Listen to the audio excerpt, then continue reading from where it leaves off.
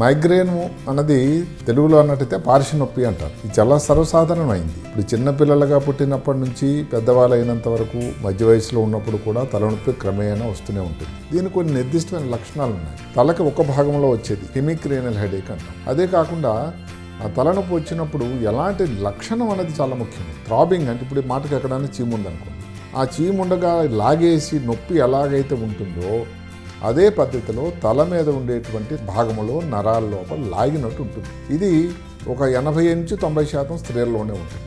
చిన్నగా పుట్టినప్పటి నుంచి క్రమేణా అది పెరుగుతూనే ఉంటుంది. పెద్దవాళ్ళు అయ్యి 1-2 డెలివరీ అయిన తర్వాత ఈ తలనొప్పి తాలూకు శాతం కూడా తగ్గిపోతుంది. కానీ తలనొప్పి వచ్చినప్పుడు ఉన్నటువంటి ఇబ్బందులు ఇంత అంత అలవి కాదు. అసలు ఎంతవరకు అంటే వాళ్ళు వెలుతురు ఉండకూడదు, గట్టి వాసన వచ్చినా ఇబ్బంది వస్తుంది.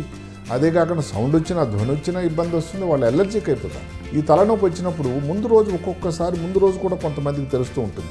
ఏదో చికాగ్గా ఉంది, తల బరువుగా ఉంది, బాగాలేదు, ఎక్కువ ఆవులెంతలు తీయడం, ఏదో ఆందోళన, ఆ మరుసటి రోజు తలనొప్పి వస్తుంది. అదే కాకుండా స్త్రీలు నెలసరి నడుస్తున్నప్పుడు ఆ 3 రోజుల మధ్యలో కూడా ఈ తలనొప్పి వస్తుంది.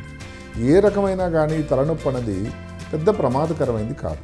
సర్వసాధారణంగా అందరికీ చెప్పేది ఏమిటంటే కొన్ని తిను పదార్థాల్లో మార్పులు రావాలి. అన్నిటికంటే కామన్గా ఈ స్త్రీలను నేను చెప్పుకున్నాము, అందరికంటే లేడీస్ లైక్ చేసేది ఏమిటంటే చాక్లెట్. ఈ చాక్లెట్లు తినేటట్టయితే తలనొప్పి మైగ్రేన్ ఉన్న వాళ్ళకి శత్రువు అంటే నమ్మండి. అలాగే అరటిపండు, ఆరెంజ్, ఈ 2 ఫ్రూట్స్ కానీ తినేటట్టయితే మళ్ళీ ఇబ్బంది వస్తుంది. అలాగే టమాటో, మనం తినేటువంటి కూరగాయలు, టమాటో ఒకటి, చీజు, బటరు, అజినమోటో లాంటి లవణం, వీటన్నిటి వల్ల కూడా ఈ తలనొప్పి వచ్చే అవకాశం చాలా ఎక్కువ ఉంటూ ఉంటుంది.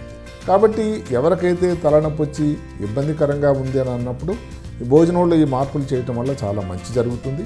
దీనివల్ల పెద్ద కష్టమైన పని కూడా కాదు.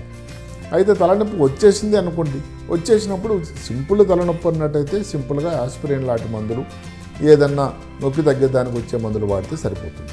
కొంతమందిలో దురదృష్టవశాత్తు ఒక 15-20% మందిలో విపరీతం తలనొప్పి ఉంటుంది, ఈ మైగ్రేన్ నొప్పి. దానికి ఈ మధ్యకాలంలో వచ్చే కొన్ని మందులు, సుమాట్రిప్టాన్ అని ఒక మందు, అంటే దాన్ని ఇంజెక్షన్ రూపంలో ఇవ్వచ్చు, ఒక 6 మిల్లీగ్రాములు. అది ఇచ్చినట్టయితే చాలా వరకు తగ్గిపోతుంది. ఆ తర్వాత 50-100 మిల్లీగ్రాముల మాత్ర కూడా అది ఉంది. ఇలాగ రకరకాల ట్యాబ్లెట్స్ అంటూ ఉన్నాయి. అన్నిటికంటే ముఖ్యం ఏంటంటే మైగ్రేన్ ఉన్న వ్యక్తి ఎంత రిలాక్స్డ్గా ఉండి, ఎంత ఇబ్బంది లేకుండా, దానిని ఇబ్బంది కానీ నా ప్రమాదమైంది కాదు అనేది తనంతట తాను తర్కం చేసుకుని ఉండేటట్టయితే ఆ వచ్చిన తలనొప్పి తగ్గిపోవడం అంటూ జరుగుతుంది. అందుకని జీవన సరళిలో మార్పులు చేస్తే మంచిది.